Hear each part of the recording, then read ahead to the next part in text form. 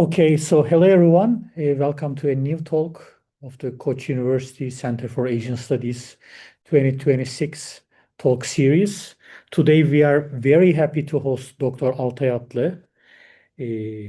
Dr. Atlı got his BA in economics from Boğaziçi University and MA in international business from Deakin University in Australia, and got his PhD in political science and international relations in 2013 from Boğaziçi University.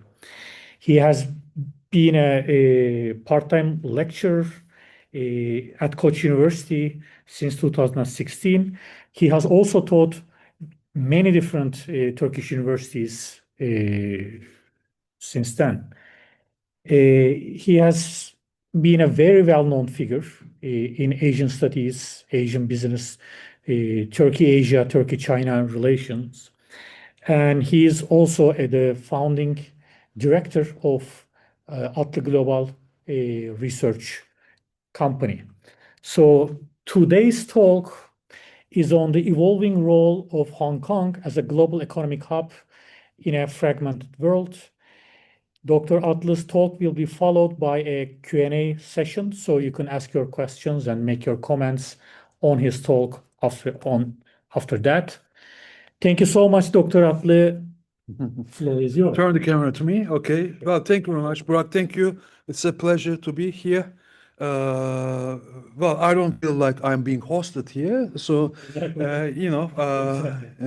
I'm a regular here Exactly. in the center, and And always. he gave a talk like several years Sure, ago. we should do more, actually. We should do more, Always a pleasure. Thank you very much, and thank you those who are here with us now in the room, and also thank you for joining us online. So my talk will be today about Hong Kong, and obviously, and I'll be talking about the evolving role, the changing role, the transforming role of Hong Kong in today's world, in a fragmented world, in a world of uncertainty, in a world defined by trade wars, Donald Trump and everything. So, and I'll make the argument that in such a world, Hong Kong's importance is Hong Kong is getting more important as a connector, not less. Okay, let's start. And there's a reason why we are thinking about this.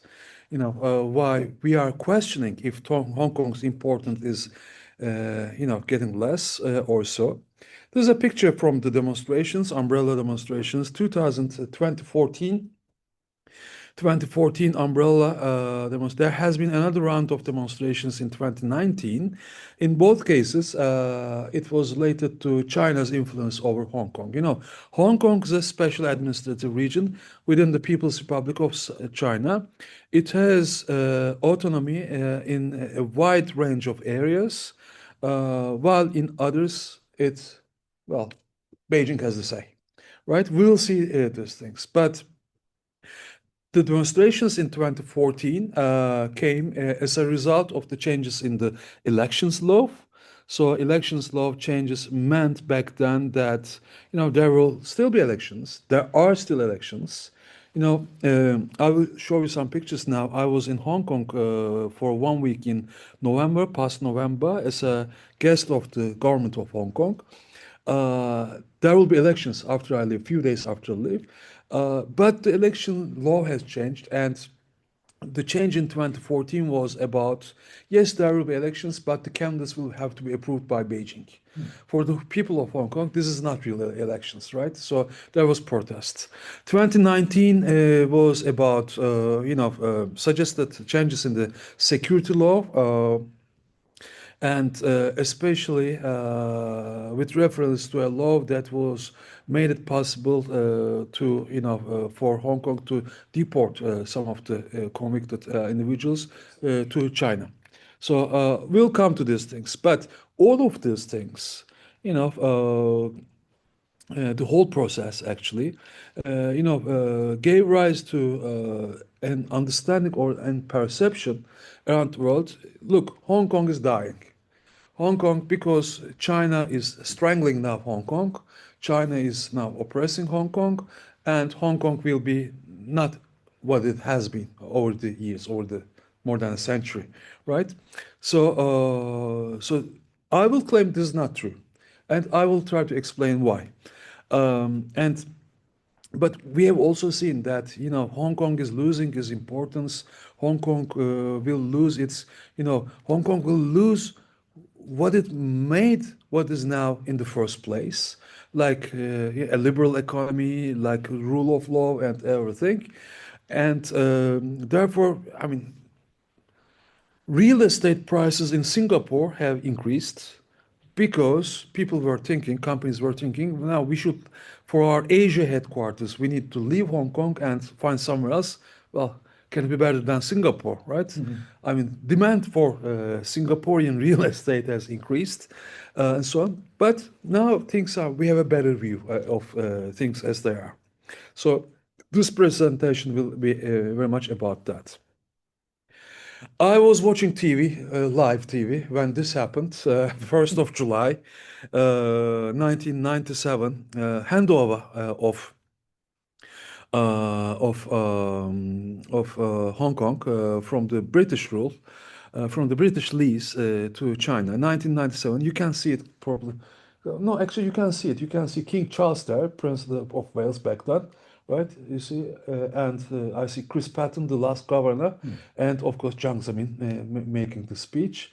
1997, the British lease for 1990 years has ended.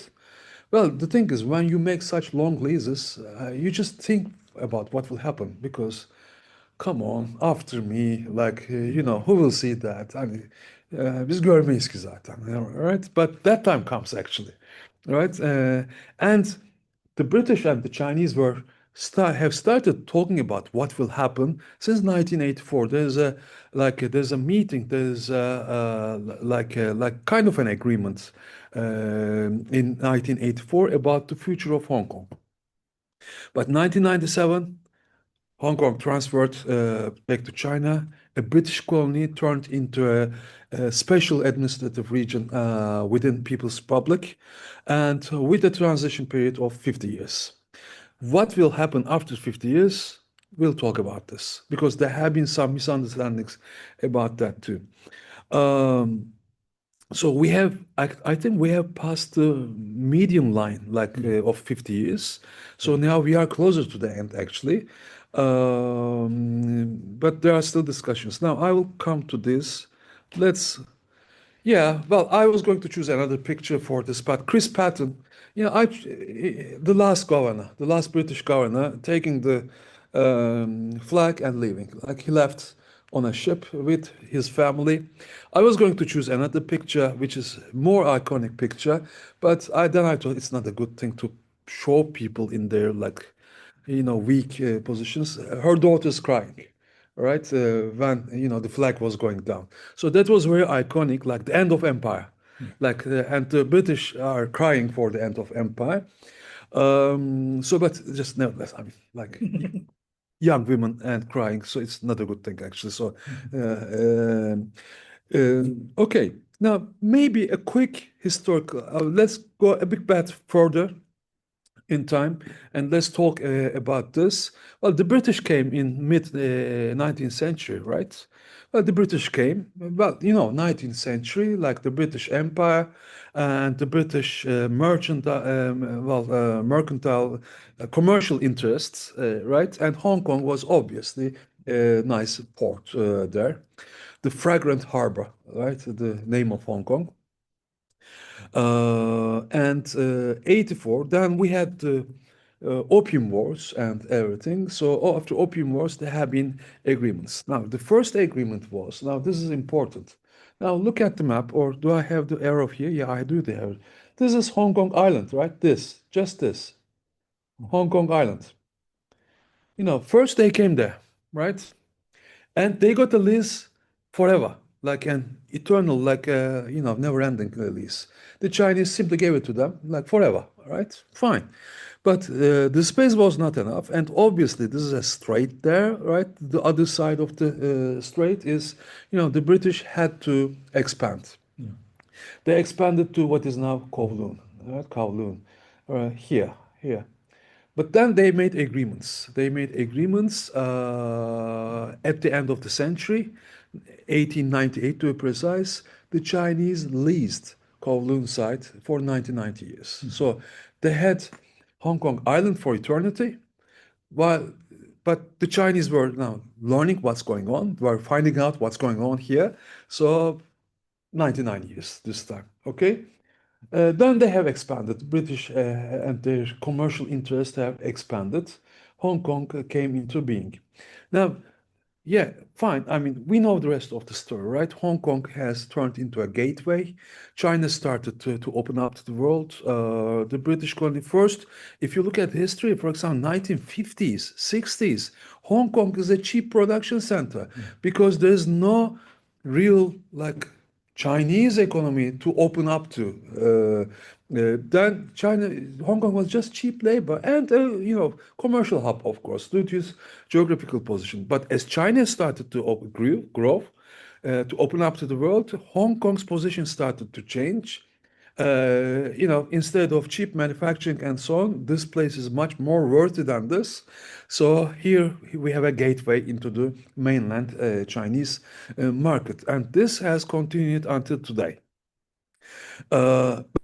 Now the century was, running out. 20th century was now Cold War and everything. 1984, they negotiated and they said, the British said, we accept to leave everything. Let's also include Hong Kong Island to the 99-year lease. When we will leave for good.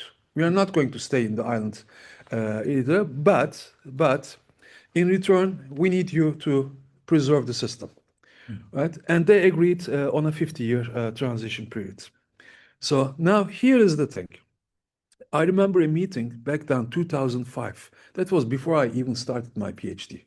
2005. I was working back then for the Foreign Economic Relations Board of Turkey. I was a research coordinator there.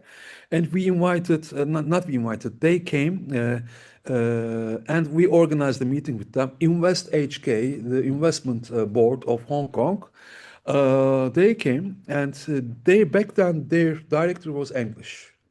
Today, you don't really have expats in such positions in Hong Kong. They are all Hong Kong people, right? So, but back then, 2005, 8 years after the handover, there were still many English paths in key positions in Hong Kong. Kulağı çınlasın Simon. Simon, we were talking to him. I asked, Simon, it's been 8 years now, right?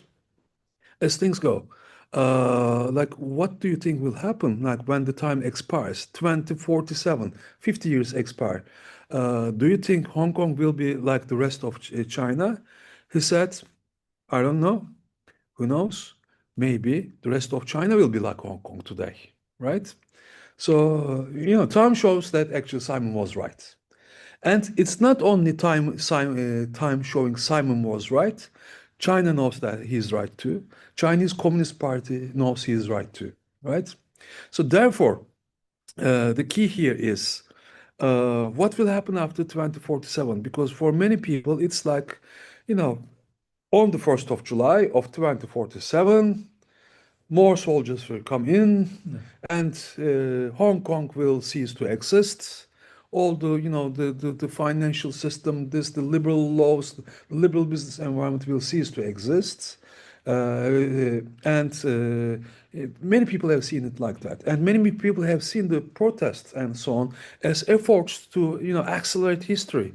But the thing is, Chinese interest is keeping Hong Kong as such, even actually furthering it, even making it more open, right? And actually, the Communist Party itself, the government itself, has announced we are not planning any changes after 2047. So the deal was they promised not to change anything until 2047. The rest is up to them. But their intention at the moment is to keep on with the status quo, right? Maybe even to improve it. Now, and they have plans for this, right? And you will see the plans now.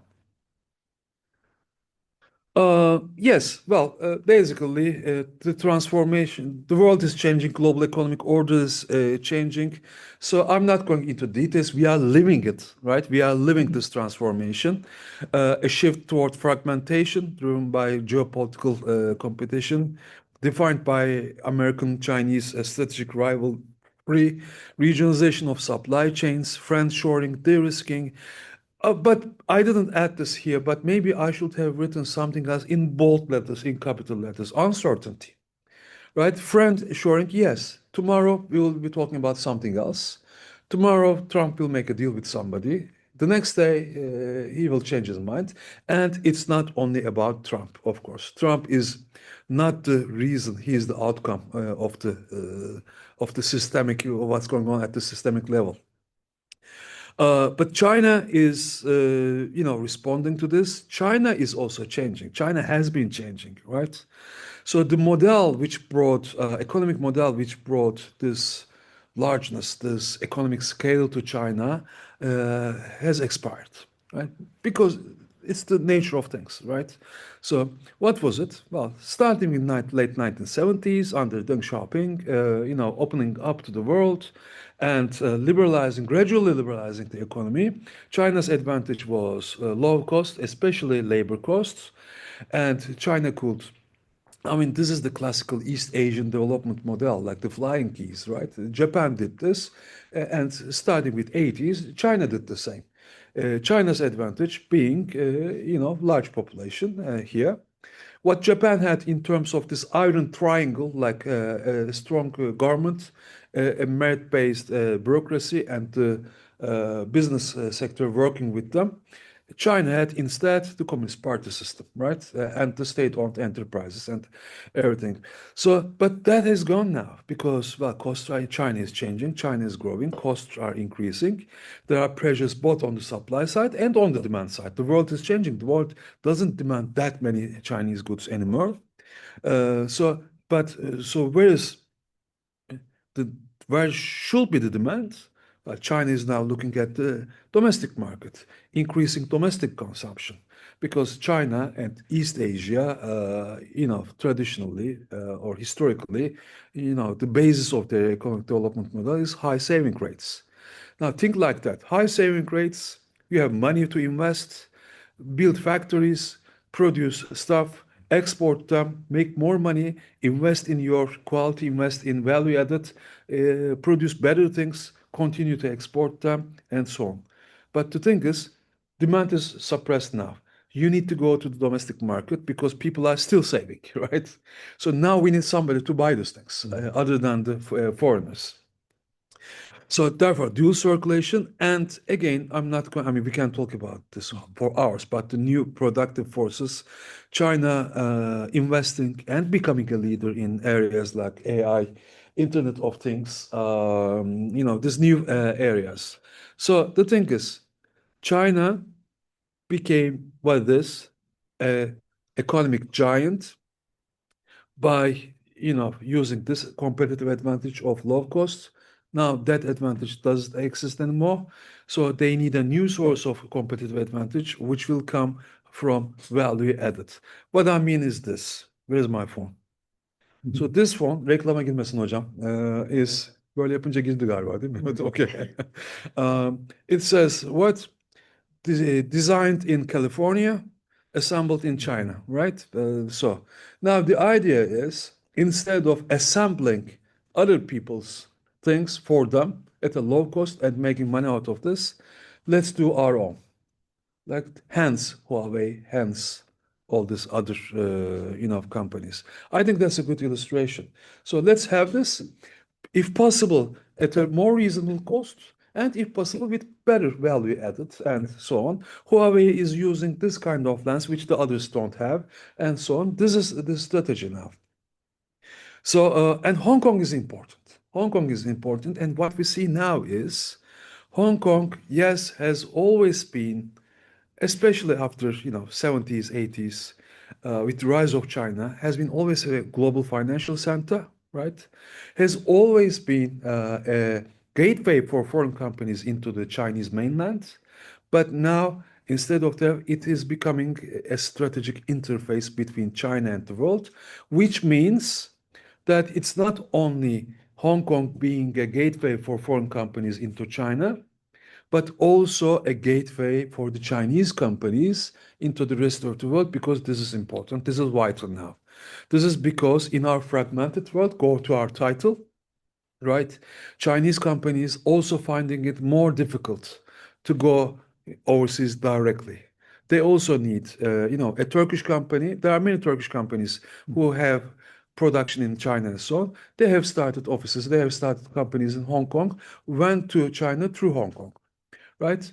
And many others did so. But now, more and more, Chinese companies, mainland companies, will be starting subsidiaries in Hong Kong, through which they will open up to the market because direct opening up from China, direct investment from China to especially Western countries is getting more difficult now. This is also what I have seen, as I told you, I spent 1 week in November in Hong Kong as a guest of the Hong Kong government.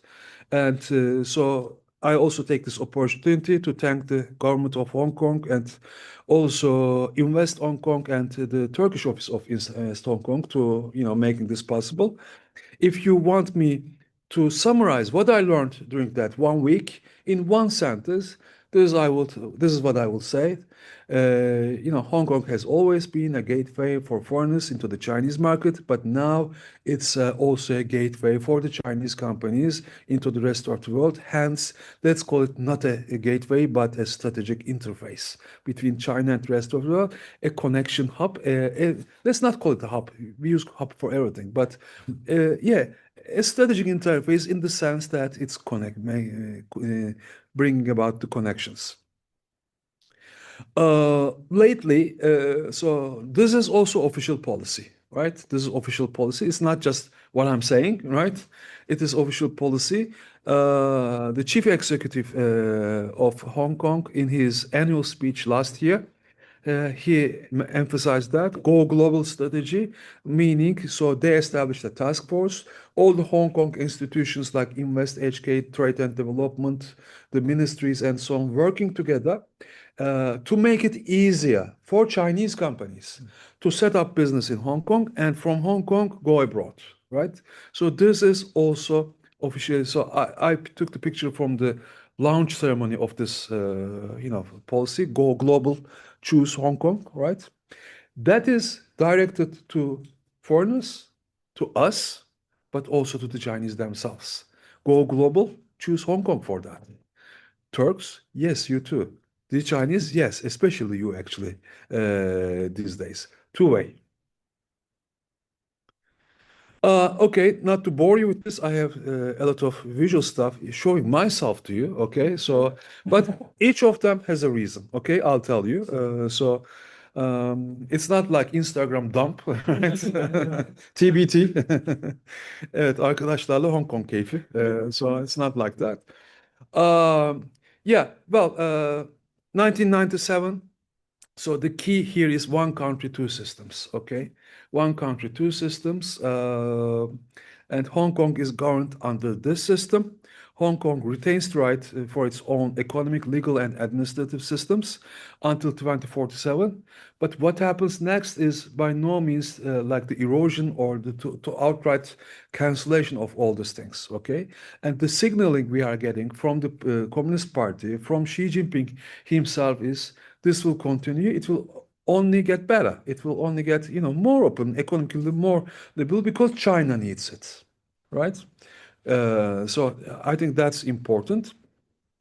And well, obviously, Hong Kong's political model so there is a reason why we have seen all these yellow umbrellas and so on. The political model under one country, two systems has evolved.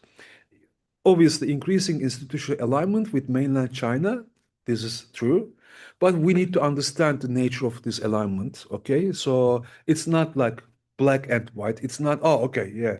Now, Hong Kong is already a part of China. It is a part of China, but functioning in a different way for the benefit of themselves, of China, and hopefully the rest of the world too. But of course, changes in this area, changes in governance are affecting perceptions of political autonomy, how much autonomy Hong Kong has, civil liberties and institutional independence. So these are, important issues. It's not like nothing is happening. Actually, there's no change. We are Still, where we were in 1917, it's impossible. World is changing, right? China is changing. It's impossible. But the going is to that direction. So we will see an even more open Hong Kong simply because China needs it.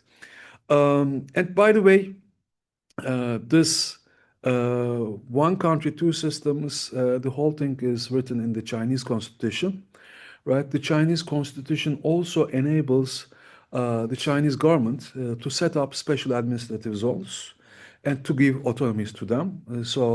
The whole thing comes out of the Chinese constitution, and Hong Kong has its own basic law, the so-called basic law, which is also made possible by the Chinese constitution, because Chinese constitution says you can start special administrative zones, and they can have their own laws. As long as they, work in alignment with the Chinese laws. So there's the chief executive, there's the executive council for which the elections were made when I was there. So the significance of all this for business too, for especially business, is a distinct institutional model under Chinese sovereignty. This is not debatable. This is not questionable. Chinese sovereignty. There are political shifts, of course,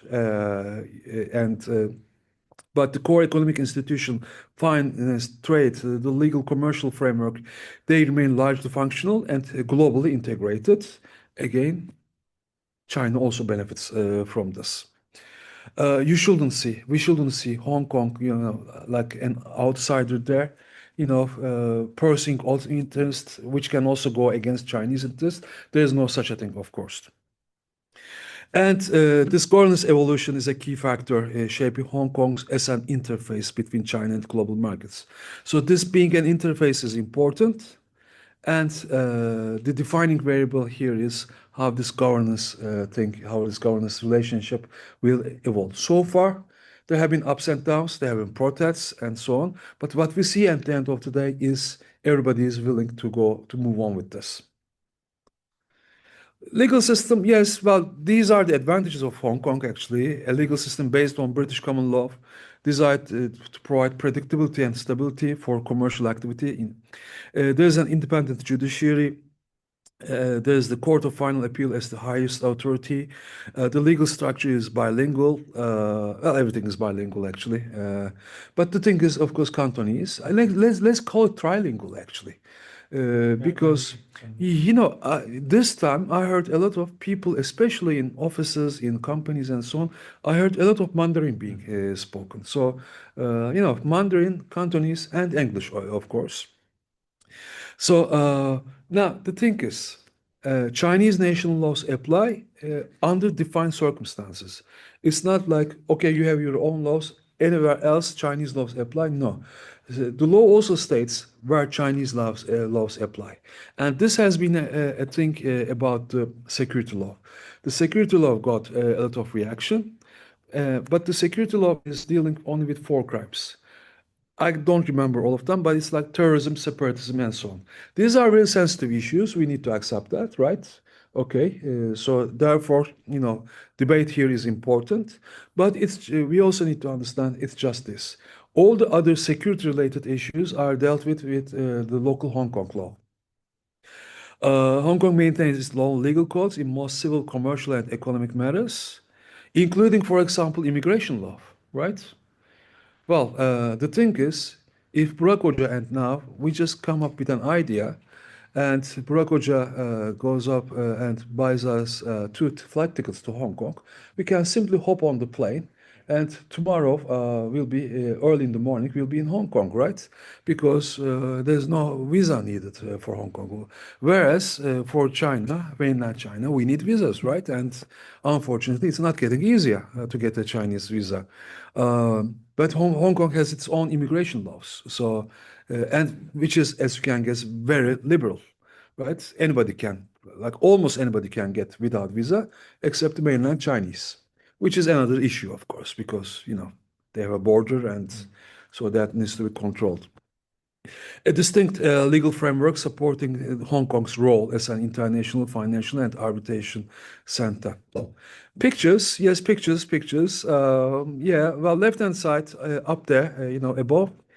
I went to the chief executive's office. Chief executive is, it's not a country, it's a special administrative region, right? Therefore, it doesn't have a president, it doesn't have a prime minister, it doesn't have a king or anything, right? So what they have is chief executive. I'm glad we are doing this presentation in English because it's so difficult to find a Turkish name for the chief executive. So I met with his chief policy advisor, talking about these things. On the right-hand side, my visit to the Ministry of Justice, right? And he is a very high-level bureaucrat at the. So he explained to me how the security law is working, which laws are working where, and how the two are working together. And you see the laws. I had the book actually in my office. I forgot to bring it. It's the Chinese Constitution with an appendix for the basic law of Hong Kong. If you are interested, I have it in my office. Okay, but you tell me, especially those in the room are young friends, not you. Guess where this is? Left-hand side, the bottom one. Yeah. Looks fancy, right? Very fancy. Okay, I'm not really expecting you to know this, right? I'm just, It just reached young part, but I can't remember. Which institution? This is a government office. Oh, come on, yazıyor mu şimdi orada? Bak ben bakmadım. So, Yok yazmıyor. okay, all right. Hiçbir yok, göremiyorum da buradan. Okay. Okay. I'll tell you, ICAC, this is the Hong Kong government's anti-corruption office. Fighting against the corruption, yolsuzlukla mücadele birimi. Okay, now it's, Mary is laughing now. Why? Because, I mean, why do we have such a fancy place? More than that, actually, I also have pictures in the offices. This is the ground floor of the building, the entire building. They told me about what they are doing, very draconian, actually, like against corruption and everything. And they are very serious about this. Fine. Okay, good. But one more thing. So this is the ground floor, right? You see coffee mugs there. And you see on the map, actually, coffee beans on the map, where the coffee is coming from. Because the ground floor is a coffee shop. And coffee is free. The thing is, and it's such a fancy place with activities and so on. And they told me, so anti-corruption thing is, it's not something that you can only do there, top level government together with the enforcement, like catch the people, put them into jail, which they are doing actually, right? They are serious about this, but also it should be like going to the, society level, right? This is not some, cold, after, behind high concrete walls, very secretive and so on. No, this is part of daily life. If corruption is part of daily life, anti-corruption should be a part of daily life as well. So have your coffee with us then, right? And coffee is free, by the way. So, which is also, and the coffee was also good. The beans are coming from different parts of the world. So that was very interesting for me, right? So how they approach this thing. And of course, needless to say, I mean, you can check the indices, corruption indices. Probably Hong Kong is one of the, if not the least corrupt places in the world as a result. A few more boring things, but which I will connect with my pictures. The free market is functioning. It will continue to function. It will function even better. And the Chinese government is also making linkages. We will see some of them. But a free market system, free movement of capital, information, and people, absence of foreign exchange controls, low levels of corruption, a free port, low tax, no tariffs, import tariffs. In today's world, Hong Kong is a free port, right? Simple and fast customs procedures, a service-oriented economy, finance, trade, tourism leading here. But what matters is really human capital, right? So another thing that I learned in Hong Kong is the emphasis they put on, human resources. And this also does interest you have an interest in, especially you. I'm now showing a student of ours who will have an exchange semester in Hong Kong. I mean, go and see it yourself, like, learn it, explore it. International and multicultural talent pool, active government policies to attract talent. I'll come to this with the picture. And of course, world-class infrastructure, strong ecosystem, strong intelligent IPR, data protection, and so on. But let me say a few words about human capital. I went to this office, Hong Kong Talent Engage, right? So their job is to attract talent to Hong Kong, basically, okay? Every country has something like that, but what Hong Kong was a bit beyond those, right? So they told me about their programs and everything. So especially for young people, with certain backgrounds, university-wise, profession-wise, and so on, there are really, many opportunities. Well, every country does that. Like you can immigrate to Canada. There's probably a point test system. I'm a coder. Oh, okay, you get good points. I'm a professor of sociology. No, you don't get points for that. And I'm at this age, I speak English, and so on. Almost every country has that. But this is very proactive. Like they are proactively trying to get people. Now, and for example, a program they had, if you are from a certain university, unfortunately, Turkish universities are not in the list, but I spoke to them. I spoke to the consul general. Some universities, like Koç University, for example, should be in that list. They tell you, come to Hong Kong. If you are in these areas, you are thinking of a tech startup or something, you graduated from this university, come to Hong Kong. We are not asking for a sponsor. We are not asking for an invitation. Just come. We give you 2 years' time. We'll pay you during these 2 years. We'll help you find a job. Does Hong Kong government pay? Yes. So there is a certain. There's, of course. So it is very proactive, right?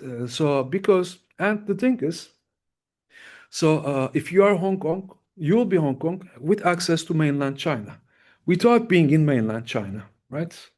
So this can be interesting. If you are talking about technology, I will show you some pictures about technology and so on. So if you are interested in tech and so on, yeah, this can be an idea, right? So go there and, embed yourself into the into the Chinese/Hong Kong technology ecosystem. So they are very active in, talent attraction, right? And we should think about this. I was telling him about this thing. I also had the chance to, a student of mine, maybe, I don't know, I didn't see this, maybe she's now in America. So she's doing another exchange in America. This exchange student of us at Hong Kong Polytechnic contacted me. She asked if I will have a public lecture in Hong Kong, which she can attend. I said, no, I'm not going to do anything public here. But the thing is, I have a little bit of free time. I would love to visit you in your campus so that I see campus and I see a Koç University student, exchange student, in her exchange habitat, right? And it was nice. Polytechnic University, beautiful university, really. It reminded me of my university in Australia, so therefore, clicked in that way too. But you know what? If Hong Kong is a city at the end of the day, it's not a country, it's a city, it's a region and a city, right? If you look at the cities with the highest numbers of top universities in the world, Hong Kong is number one, followed by Boston, right? So not country-wise. Country-wise, America is, of course, leading. But city-wise, Hong Kong is the city with the highest number of universities in top 100 or top something like that, right? So yeah, youngsters, young people, consider it, right? Consider it.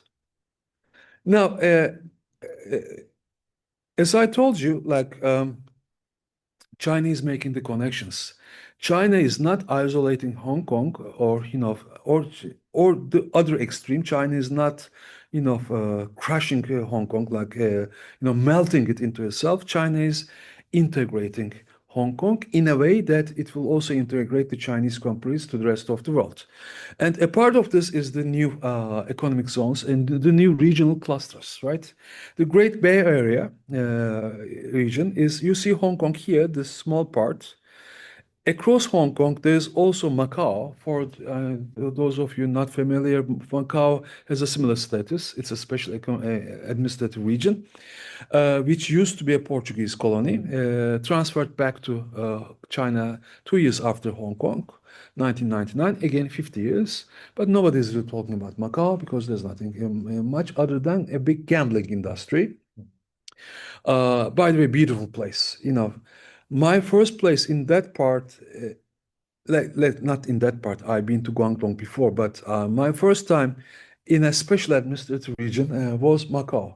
I went to Macau before I even went to Hong Kong. I went to Macau. I spent 2 weeks in Macau for an international trade law course, a WTO course. Um, Similar status, but the whole region, Guangdong region. Across Hong Kong is Shenzhen. Shenzhen is the, China, it is said, the popular saying is China has four capitals. Beijing is the political capital, right? Shenzhen is the technology capital. Guangzhou is the trade capital. Shanghai is the finance capital, right? Two of these capitals are in this region, Guangzhou and Shenzhen. And Shenzhen is from Hong Kong, you take the subway, right? That last, and I will show you some pictures. I didn't go to Shenzhen. I didn't have the China visa, and there was no such a thing in the plan.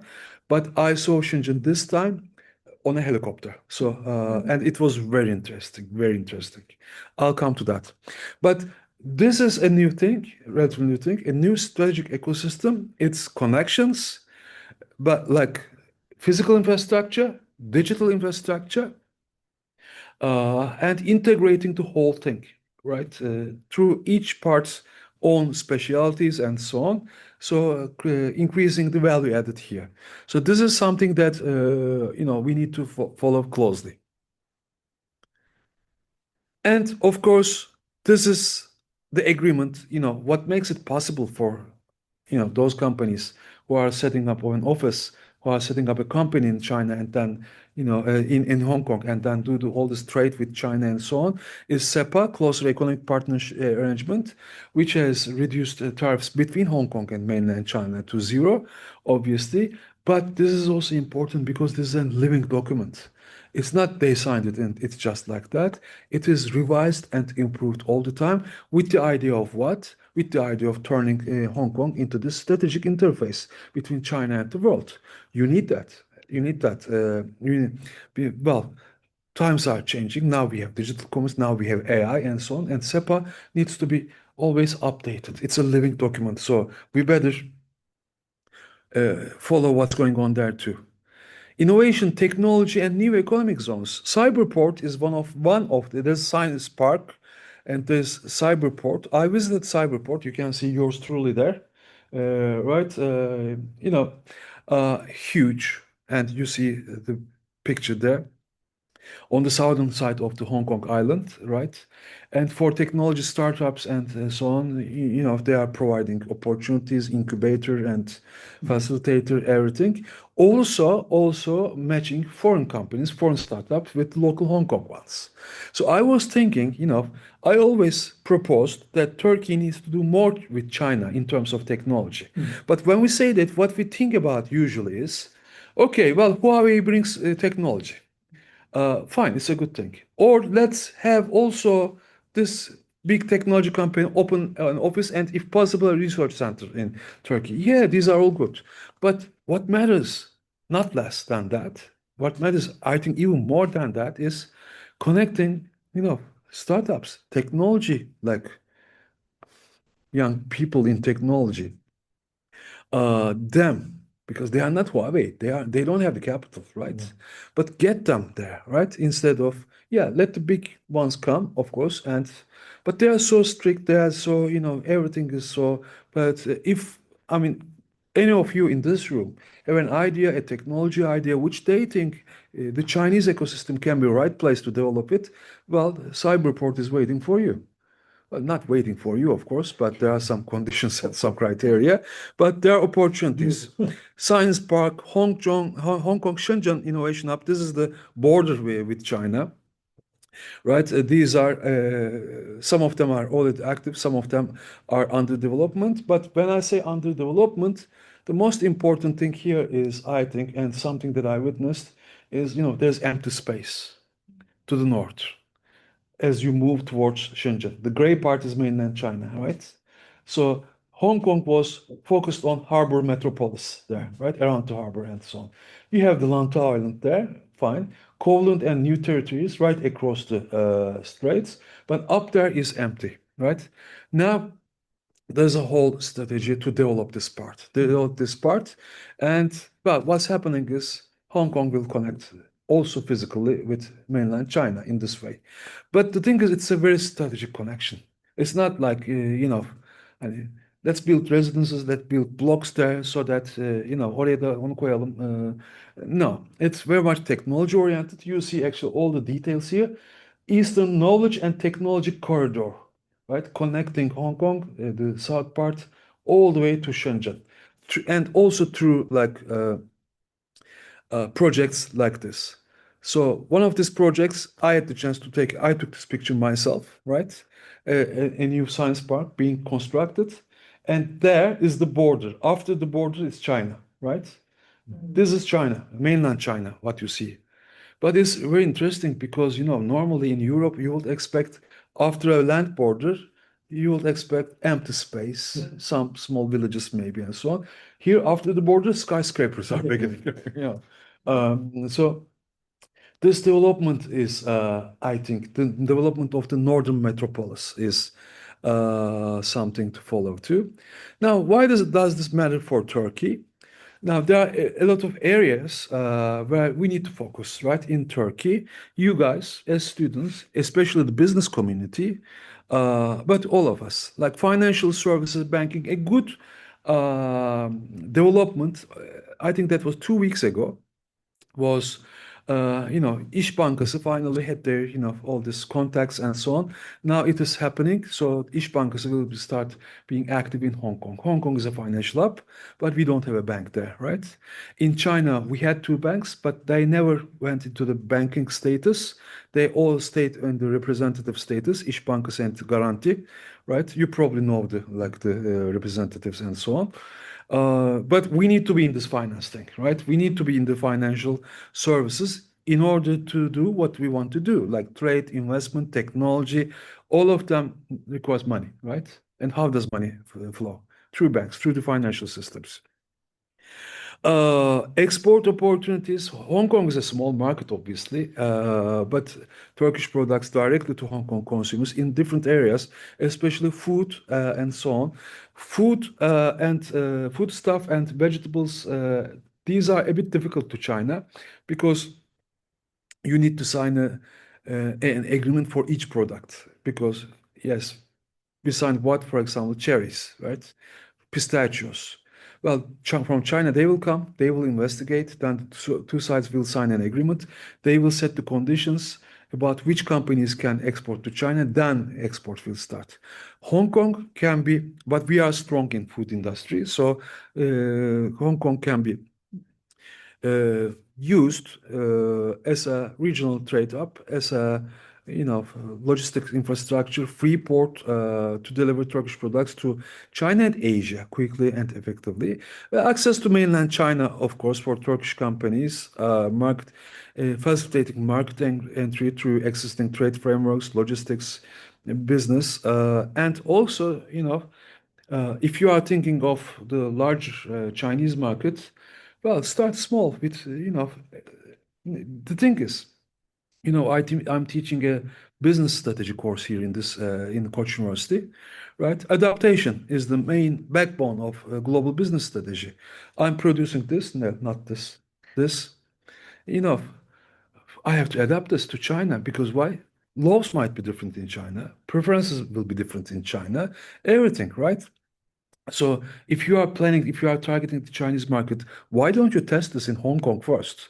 See the preferences and then, take the action, be prepared, and then move to China. Investment opportunities. Well, here is, I think, more about attracting Hong Kong capital to high growth sectors in Turkey, like renewable energy infrastructure and real estate. And again, an interface between Turkey and China, not just Hong Kong companies, but also mainland China companies, right? Investors and companies from China. We have been talking about this for decades now. Our motto here is, cliche here is, well, we have a big trade deficit with China. We need to balance it with investments. Well, numerically, this is not possible. Last year, Turkish export to China, mainland China, was 3.3 billion. Our imports were 49.6 billion. So 3 to 49.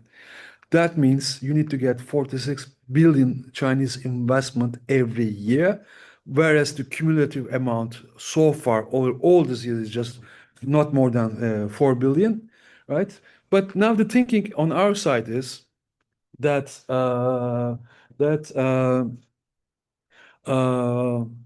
maybe the numbers don't matter that much, right? So technology and everything, right? We will have that deficit with China. We need to learn to live with it, and that deficit is there for a reason. Nobody's forcing you to buy from China, right? What you buy from China, especially capital goods, intermediate products, actually adds value to your production and therefore to your exports. Burak Hoca''s company, hypothetical company, right, is a producer and exporter. These parts are not available in Turkey. Buy it from China, or same quality but twice the money, twice the fee in Europe, maybe. Okay, of course, Burak Hoca will buy it from China. He is a company. He's a profit, by definition, profit oriented. He's not thinking about macroeconomics or balance of payments. He is thinking, where do I need the quality I need at the cheapest price? That is China most of the times, right? Or the machinery that Burak Hoca uses to build this with. Okay, same machine is also available in Germany, twice the price. Have it in. So Burak Hoca's actions are adding to the trade deficit with China, but Burak Hoca's actions are perhaps even more adding to our surplus with other parts of the world. He's exporting to Europe. He has contributed, let's say, $1 million to our trade deficit with China. But thanks to that, he has increased his export to Europe by $2 million. Is it good for Turkey or not? It's obviously good for you. Otherwise, you wouldn't do it, right? But it's also good for Turkey. So, yes, machinery, Chinese machinery is good for Burak Hoca. But at the same time, Turkish machinery industry is crying, right? We cannot compete. We are dying, right? This is important too. And it's the government's job. It's the trade policy job, to keep the balance here, right? To set the priorities. There's no such a thing like free trade is everybody is a winner. There's always winners and losers. What matters is Burak Hoca is concerned is I want to win. The government's job is, to keep the balance. And well, tourism, travel services, and technology. Tourism and travel service, of course, just like the rest of Chinese mainland market. So we always say, we will have 1 million tourists from Turkey, from China to Turkey. We couldn't go up 400,000. There are reasons for that. Instead of complaining, so this is my actual view, my life philosophy. Don't complain. Do what you have to do. Then the rest will happen, right? So we have many things missing in terms of getting more Chinese. Look, I can't recall who has done it, but a study, like a scientific study, right? They have calculated the amount of time in touristic regions, Antalya and everything, right? How long does it take until one tourist approaches the reception desks, does this, and then receives the key and leaves the reception? The time between the two, okay? So I don't remember the times, but the time for Chinese tourists is, double or three times, right? Compared with the average tourist. Because of language barrier? Language, payment systems, payments. You give them the post cihazı, right? Yeah. They don't have the credit cards. Or what they have is doesn't work with this post. And they are looking with the QR, where do I, scan this? And so on. So we need to do our part better. And technology and innovation collaboration. So between Turkey and China, the first picture is my meetings at the Chamber of Commerce. So these institutions are Hong Kong are work very efficiently, right? We need to make better use of that. And 2 weeks ago, when I said about İş Bankası visited them too. So that was a very wise move. These are the commanding heights of the Hong Kong economy, and of course, well, I think he is very good, like the consul general, the new consul general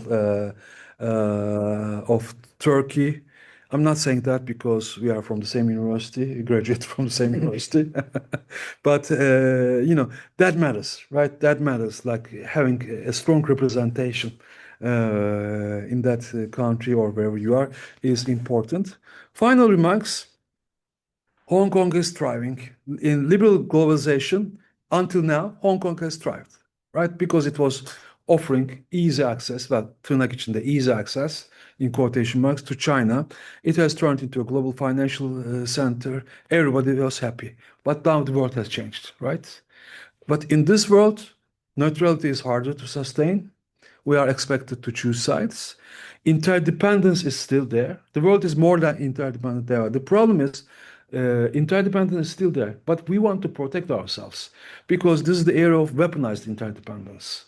The more you depend on others, the more it turns against you as a threat, right? Interdependence is real, and we are getting actually more and more dependent on each other, while at the same time, we also feel the urge to protect ourselves, to hedge.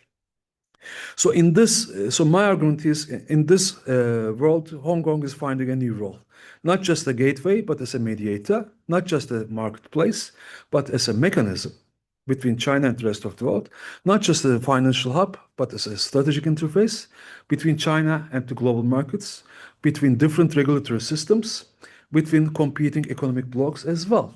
So not it's about Turkey and China, maybe also America and China, Hong Kong facilitating this because Americans need that too. Well, interdependence means that win-win is actually possible. But the approach today, again, Trump is not the reason, but Trump is like an outcome of the zeitgeist, maybe. Trumpian thinking is, zero sum, win-lose. Interdependence can bring about win-win, but countries are forced into win-lose, while the whole thing is pushing us to lose-lose, right? So it doesn't necessarily have to be this way, right? And for countries like us, there are also opportunities, but now different opportunities requiring new strategies.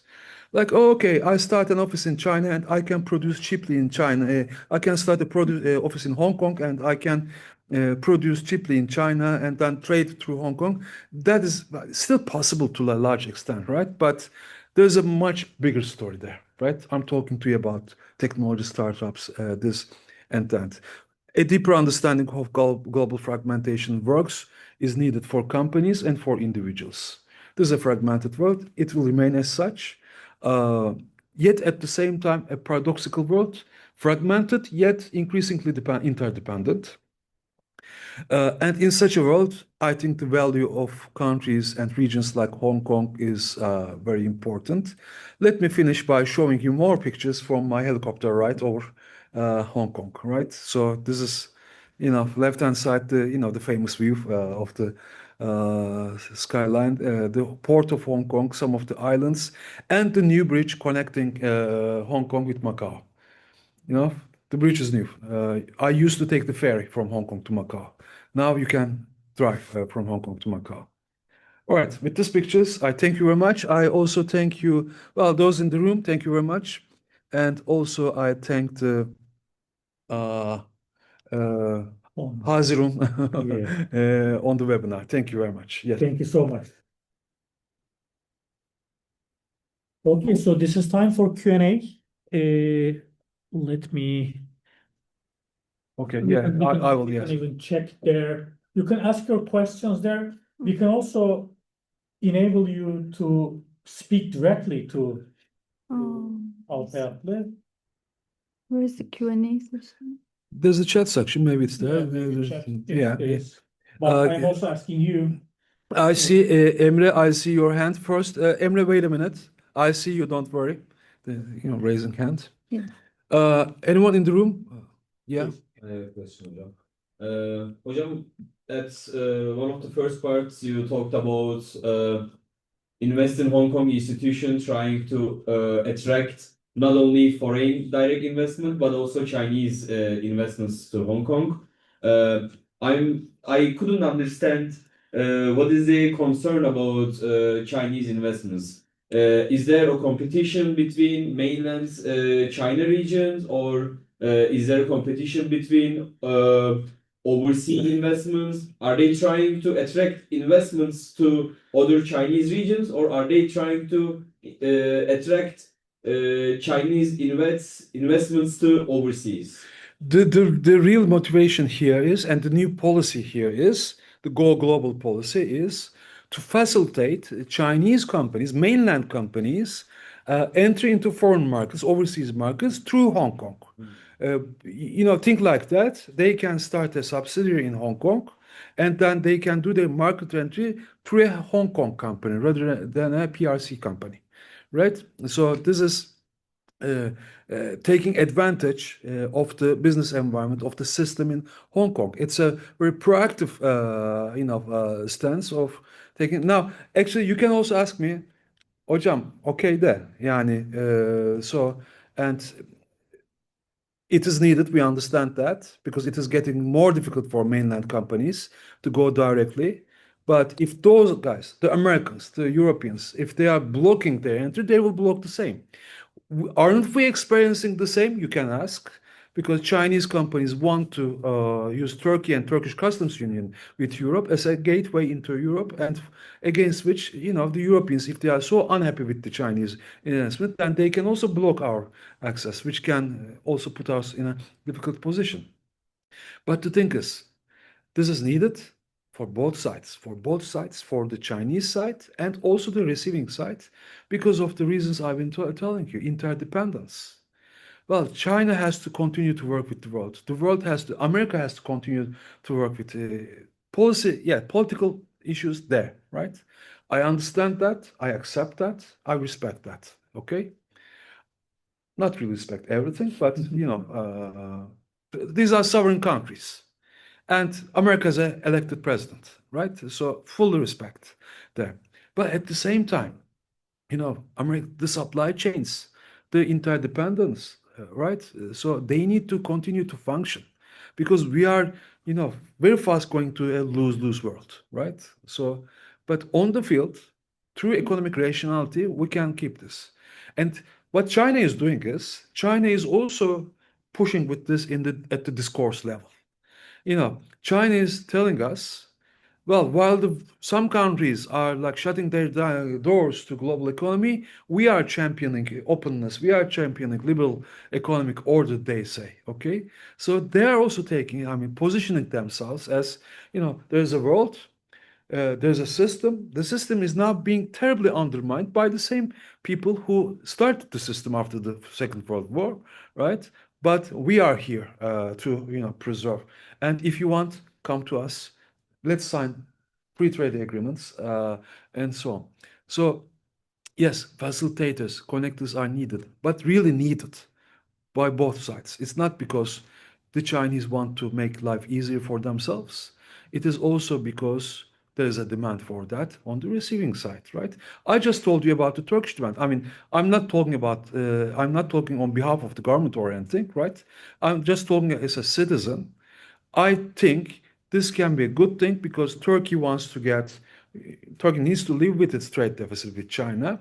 If we can get more like technology and so on, but timely and needed technology, this will be good. And I think this is a solution, right? So see, I need that too. That's what I'm saying. I was going to ask about the strategic rationale behind it, but you also answered, hocam. Okay. Thank you so much for Thank the you. answer. Thank you. Bir tane, so let's take one question from Emre, are you still there? More şurada hocam. Bir dakika, okay. Wait. Q&A. Sema Tunç, okay. Emre, if you are there, I will also, but let me read Sema Hanım's question.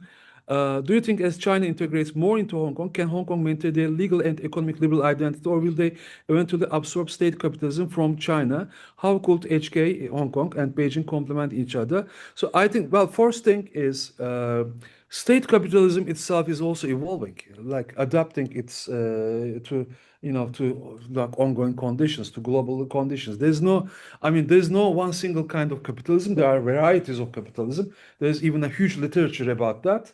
And I think there's also not one kind of, Russian kind of oil and gas kind of state capitalism is something else compared with the very much market-oriented state capitalism of China. So this is one thing. And I think they are evolving together. But I believe, Sema Hanım, your question is Hong Kong will, yes, maintain its legal and economic liberal identity. It will be even perhaps more liberal.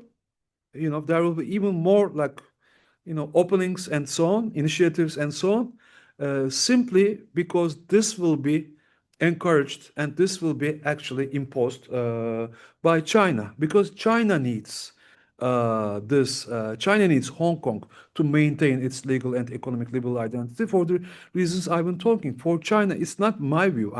China, the Communist Party, Beijing, President Xi, they all see it, and you can read it in the official documents of the party as well.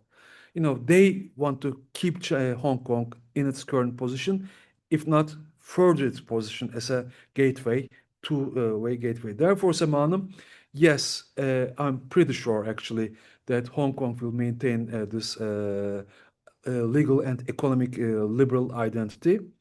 Emre's question is Iran's recent attacks have exposed, thank you, Sema Hanım, Dubai's vulnerability, and cities like Istanbul and Hong Kong are trying to turn this into an advantage. Do you think Hong Kong could reclaim some of the roles currently played by Dubai? Are you seeing any signs of preparation in Hong Kong in this direction? My answer to the last one is, do I see any signs? No.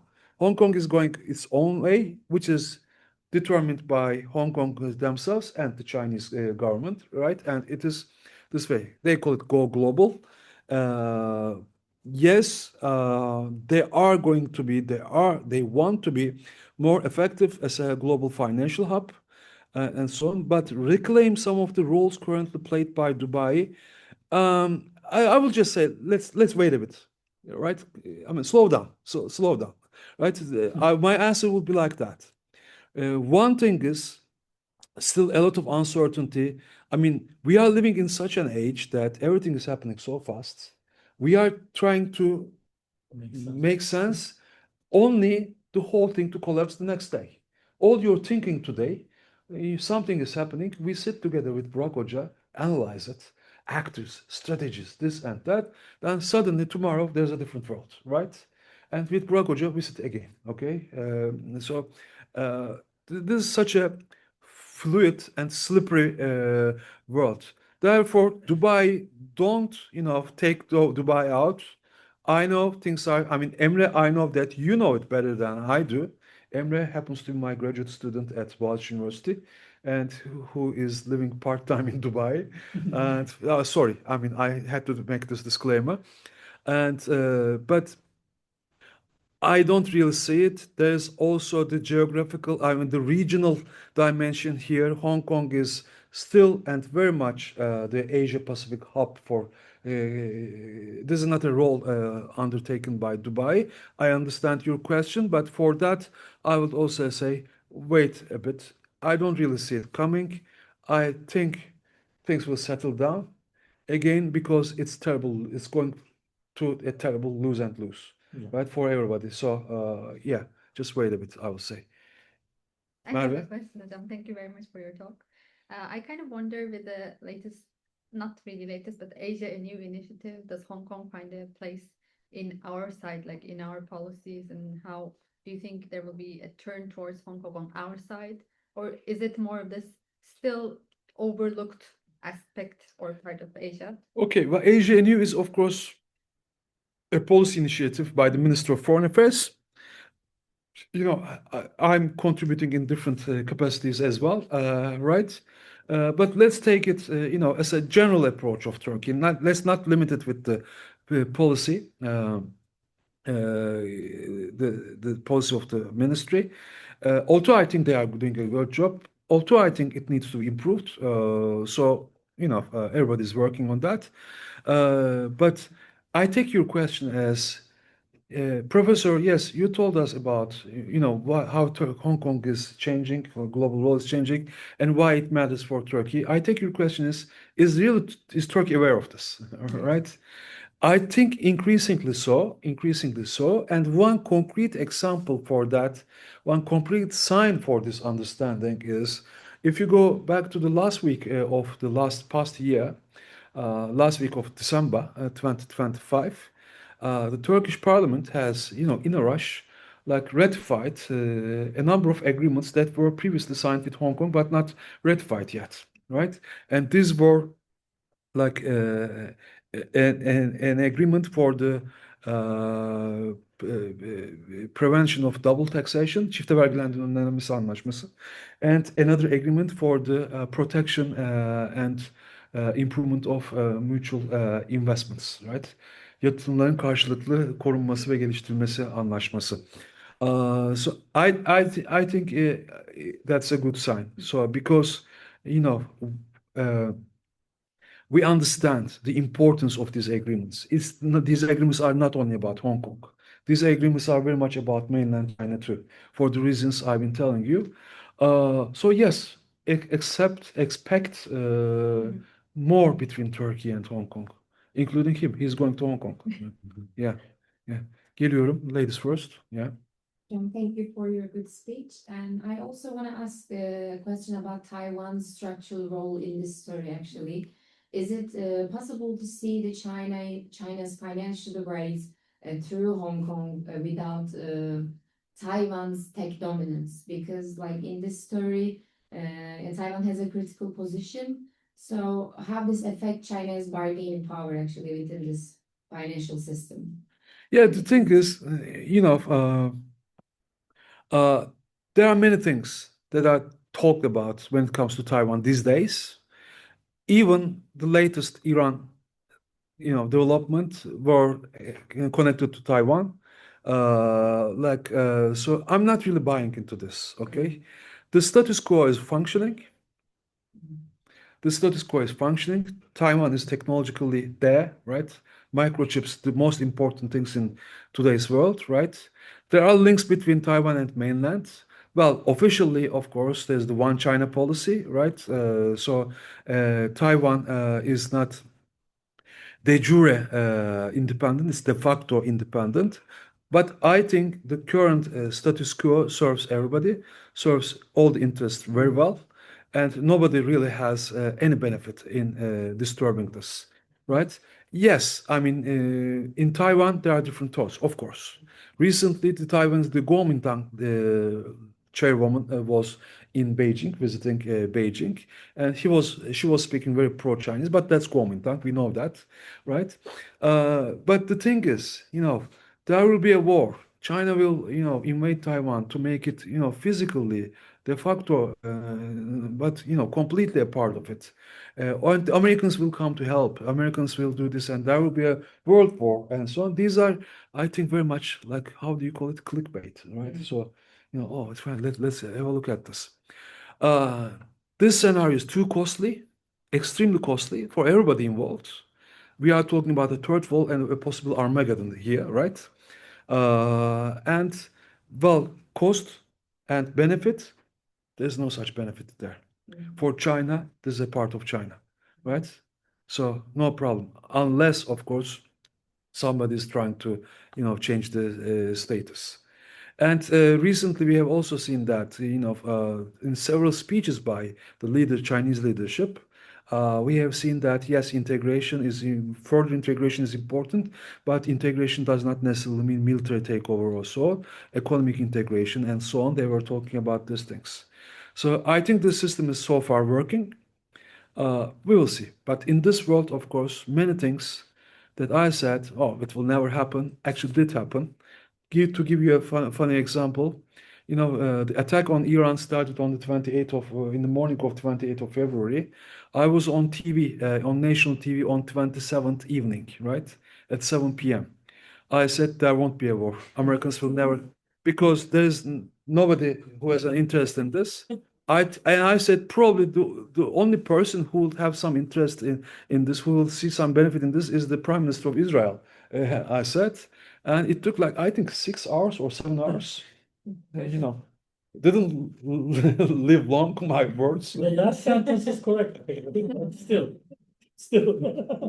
Yeah. Well, so therefore, yeah. Let's büyük konuşmayalım. All right. Anybody else? Like, yeah. Oh, sorry. Yeah, of course. Yeah. Since the extradition law protests in like 2019, there are like news and analysis like saying that Hong Kong is dying, like China is killing. Like it's pressuring, as you have mentioned, the reception of Hong Kong recently. And moreover, like the news kind of showed that the big firms are relocating their headquarters in different centers in Asia, just like Taiwan, Singapore, and Malaysia. Like, what is the characteristics of this competition between such centers in Asia? Like, what is the role of Singapore and Malaysia? And can they fill the role, or can they play the role of Hong Kong in such a world? I don't know. There are similarities in terms of the function they have assumed in global economy. Like Singapore is also a port, right? Singapore is also like strategically located at the end of the Malacca Strait, right? So all the trade between China and Europe is passing. If it's going through Indian Ocean, it is going through Singapore, right? So we know these things. So, but there are differences as well. So Hong Kong has so far been, yes, trade hub, but trade for whom? Right? It was a Chinese port, like China trade. Production in Guangzhou, production in Shenzhen, production in Zhongshan. They were going to Hong Kong. Yes, re-exports to from different parts of the world, fine. But Hong Kong is a part of China, right? And which is offering some additional like advantages for you, right? So Singapore cannot do that. Singapore is geographically distant and also institutionally. Well, not distant, it's like unrelated, right? It's a different country. Yeah. Singapore is a different country. It depends on what your purpose is. Now, if you tell me, Professor, we have a company with Asian operations, okay? But we are not really that much into the Chinese market. We are in Japan, we are in Vietnam. We are simply, our job is to coordinate our production and manufacturing operations in Vietnam, Indonesia, and so on. Well, then going to Singapore might be, yes, makes sense, yes, right? Because you are not really involved in the Chinese market here. And you can see an advantage of, instead of having to do with the Chinese government, Chinese regulations, even in Hong Kong, better be safe in, Singapore, right? But the thing is, again, cost and benefit. What are you getting in return, right? If you are in the Chinese market, if you are targeting the Chinese market, you cannot simply leave Hong Kong and go to Singapore for that, right? So it simply won't work like that. Depends on what you're doing. Yeah. I was actually going to ask a similar question, but in a different way.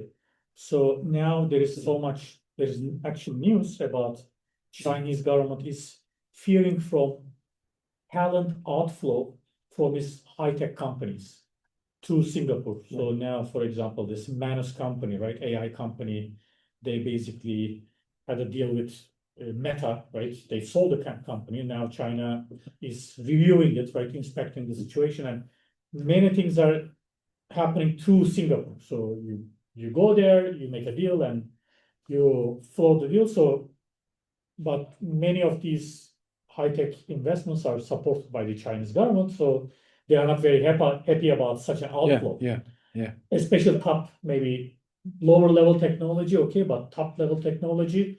So in a way, is it possible to read, and that's the impression I get partly from your talk, Hong Kong, this much emphasis on Hong Kong is a way for the Chinese government to do all kinds of deal with West and the rest, high-tech deals and so on. But since Hong Kong is a place that they can control, supervise significantly, then they will avoid Exactly. these Yeah. talent outflow Yeah. like it Yeah. happens in Singapore and so on. And if So, possible, get the talent to us. yeah, to us. Yes. To us. Hence the talent engage and all these things. Exactly. Exactly. So this is, all this investment in Hong Kong in technology, this sport, all the, advantages offered to talents around the world is about that. Plus, of course, this is coming together with increasing restrictions. Yes. Like China government restriction certain technological flows, or under more stricter controls. Yes. Keep it here, keep it ours, but give them even better opportunities than Singapore or whatever. But keep it here and bring the talents here so that they can even contribute more. I think this is important, especially at a time when technology is a fault line in the geopolitical competition and so on. So, it's very interesting because technology is, a science, right? So, and science is by definition a collaborative thing. But now we see, actual technology, instead of connecting us, but also dividing us at the same time. We are living in interesting times.